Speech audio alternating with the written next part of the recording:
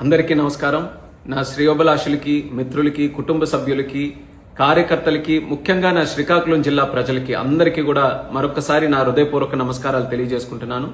నా పుట్టినరోజు సందర్భంగా మీరందరూ కూడా మీ తాలూకా విషెస్ కాల్స్ ద్వారా, మెసేజెస్ ద్వారా, లేకపోతే అనేక సేవా కార్యక్రమాలు చేస్తూ మీ తాలూకా ప్రేమని, మీ ఆదరణని, మీ ఆశీస్సులని నా వరకు పంపించినందుకు ప్రతి ఒక్కరికి కూడా పేరు పేరున నా తాలూకా హృదయపూర్వక ధన్యవాదాలు తెలియజేసుకుంటున్నాను.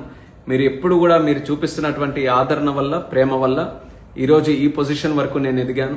అలాగే ఎర్రనాయుడు గారి తాలూకా ఆశీస్సులతో మరి మీ అందరి కోసం మంచి కార్యక్రమాలు చేయాలని, మీరు గర్వపడేలాగా చేయాలని నిత్యం కూడా ఈ రోజే కాదు రేపు భవిష్యత్తులో కూడా నిరంతరం కూడా కృషి చేస్తూనే ఉంటానని కూడా తెలియజేసుకుంటున్నాను.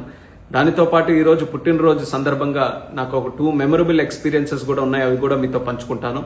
కేంద్ర మంత్రిగా ఈరోజు పార్లమెంట్ సమావేశాలు జరుగుతున్న సందర్భంలో క్వశ్చన్ అవర్లో క్వశ్చన్స్ ను కూడా ఆన్సర్ చేసేటటువంటి అవకాశం ఈరోజు రావడం నాకు చాలా ఆనందంగా అనిపించింది.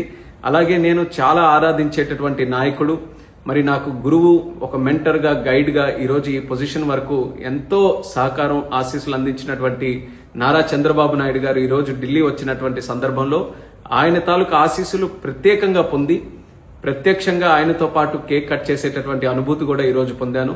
అలాంటి అనుభూతి కల్పించినందుకు ఆ భగవంతుడికి కూడా కృతజ్ఞతలు తెలియజేసుకుంటూ, మరి ఈరోజు నా పుట్టినరోజు సందర్భంగా అన్నదానాలు కానీ, హాస్పిటల్స్లో, స్కూల్స్లో సేవా కార్యక్రమాలు, అలాగే బ్లడ్ క్యాంప్స్, ఇలా ఎన్నో కార్యక్రమాలు మీరందరూ కూడా మీ తాలూకా ప్రేమను తెలియజేయడానికి చేశారు.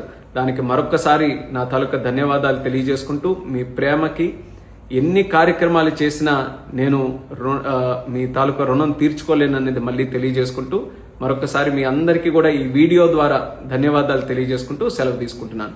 Thank you.